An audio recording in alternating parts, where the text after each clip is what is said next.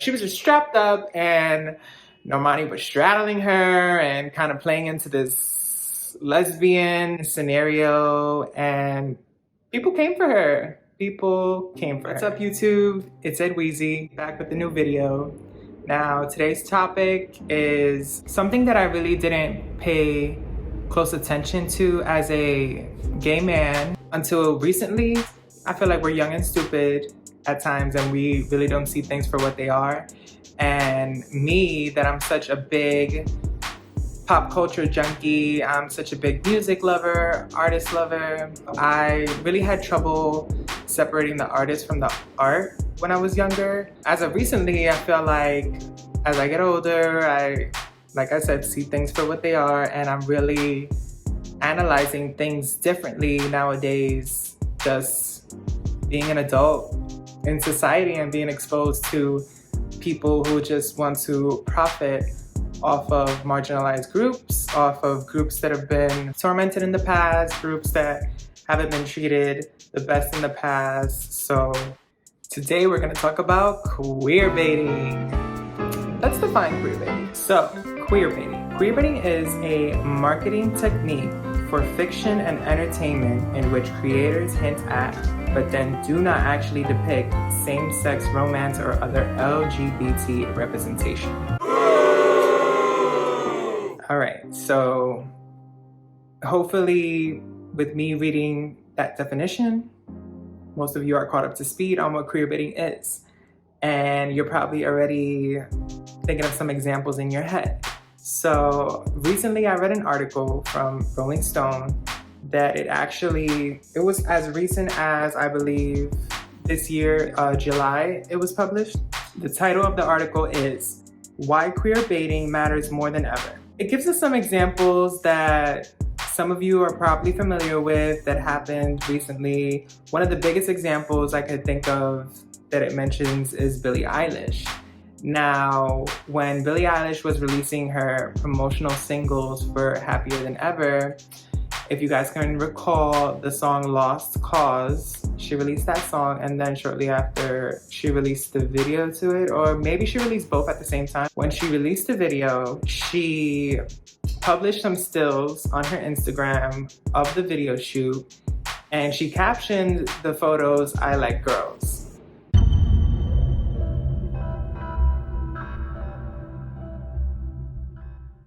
Everybody was flooding the comment section asking her, what does this mean? Like, this is so cryptic. Are you gay? Are you coming out?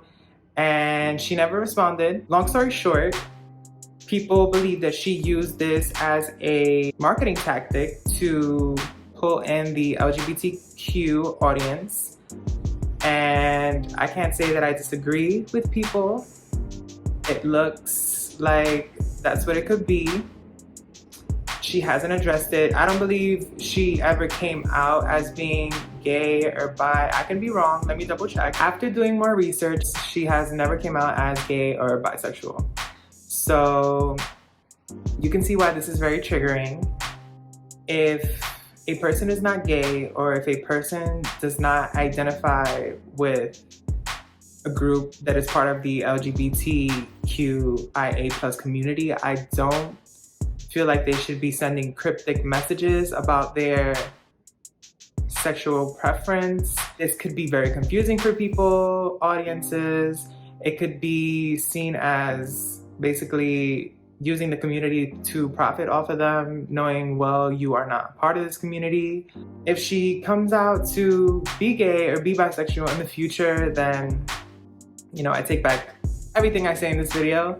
However, right now it just looks like she is using the gay community to sell her music, to have people watch her music videos.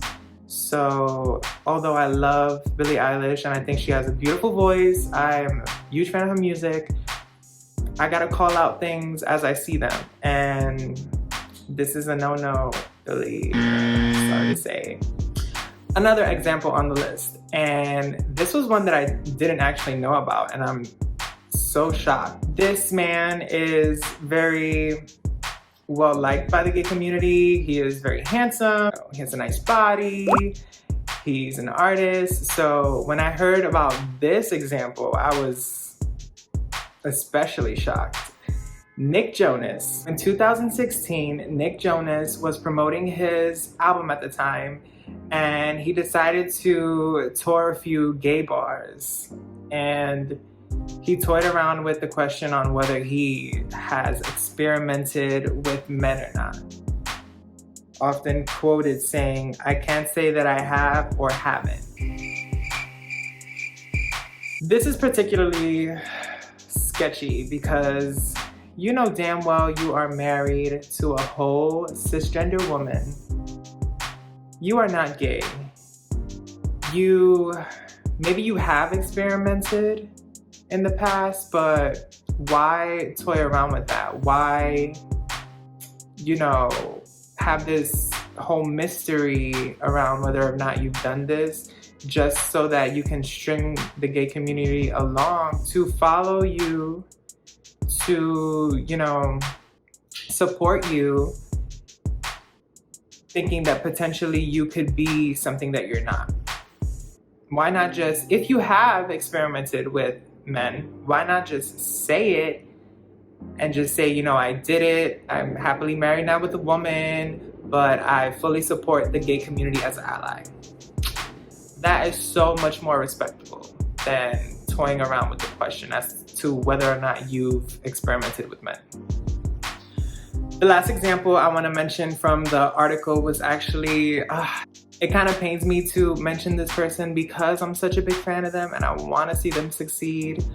But I know we all know about the NORMANI performance at that one award show. She was on stage with Teyana Taylor, who, by the way, has come out as bisexual before in the past. So no shade to her.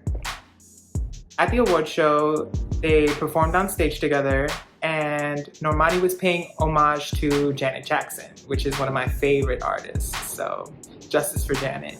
So NORMANI was doing this whole lap dance. Teyana was positioned on this, she was just strapped up, and NORMANI was straddling her and kind of playing into this lesbian scenario, and people came for her. And I'm not surprised because NORMANI has never said anything about liking women. If it's something that she's not comfortable with sharing currently, I completely understand that. And like I said before, even about Billie Eilish, if she comes out one day as bisexual or as gay, I'll take everything I said back in this video. But NORMANI has never came forward with revealing that. So when she came out on stage and she kind of did this whole lap dance on Teyana Taylor, people weren't here for it. Some people were here for it. It was kind of a moment, kind of like the whole Britney Madonna, although it could not compare. It kind of was a moment like that, similar to that, which I will also talk about. I'm also not giving that moment a pass. I'm a big Britney Spears fan, but that moment back in, I believe it was 2003, where Madonna kissed Britney on stage at the VMAs, that was an early sign of queerbaiting as well. Madonna, I know Madonna is a very sexual person. She expresses that in her music, but I've never known Madonna to be in any female relationships. Neither has Britney Spears, and I'm sure they both are straight. They're women who are of a certain age and they're still in the media, so they still are sexy, they still look good, but they've never came out as gay or bisexual. So for them to share a kiss on stage, such an intimate kiss, I knew it was for shock factor. I know it was for, ratings, basically what we now call clout. And it wasn't okay, it wasn't okay. The performance could have been just as iconic without the kiss. Maybe they could have did something else, I don't know. maybe comment below and suggest something else they could have done, but NORMANI, Britney, Madonna, we gotta do better for the sake of the LGBTQIA+ community. Also, Christina, we gotta do better too, because Madonna kissed Christina as well, so we're not gonna give her a pass. I know for damn well that she is not gay. Listen, actually, let me take that back. I don't really know, but from what these artists have shown us through their music, through their years of being in the spotlight, they don't assume to be gay or bisexual. So we're not giving anybody passes here. There are some more examples in the article. So if you want to read the article, I will list the link in the description. And yeah, the last person that I want to talk about is someone that I actually observed his queerbaiting on my own recently, JBALVIN. Now, I'm a huge fan of JBALVIN, Latino gang. I'm Latino. I support my community. JBALVIN's very talented, and I commend him on his philanthropy. I commend him on spreading Latino awareness, spreading culture, our culture. You know, although he's Colombian, I'm Puerto Rican, you know, some of us still are for the same things. So, you know, when it comes to all those beautiful things, I commend him, his art. But I'm also a member of the LGBTQIA+ community. So I can't have no one taking advantage of us in that department. So recently, JBALVIN released a music video for his song In the Ghetto. So in the video, a man actually kisses JBALVIN on the mouth, and it was in a game of spin the bottle. In the video, after the man kisses him, he kind of shrugs it off.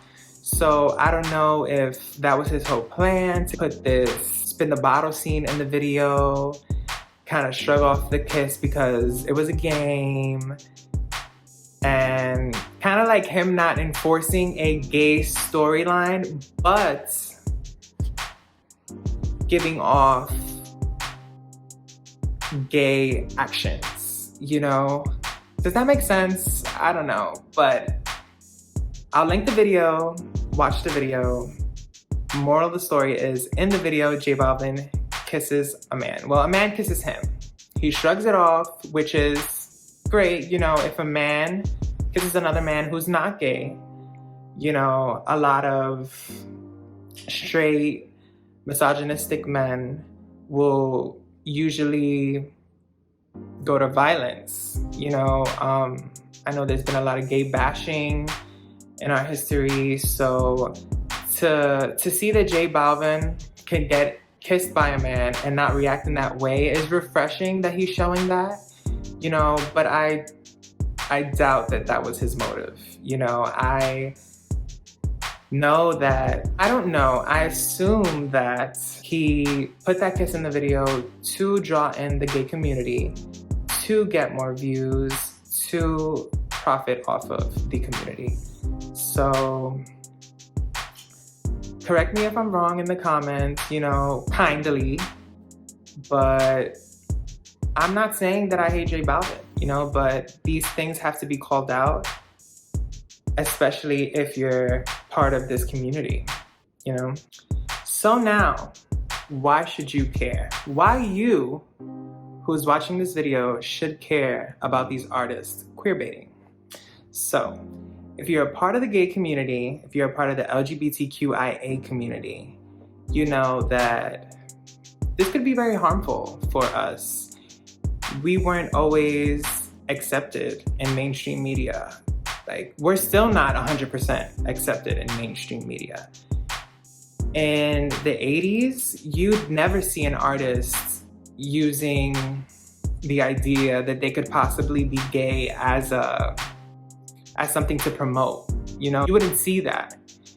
So our group that has been treated so poorly in the past, we shouldn't allow people who aren't gay to profit off of what we stand for, who we are, you know? If they want to support the community as allies, amazing.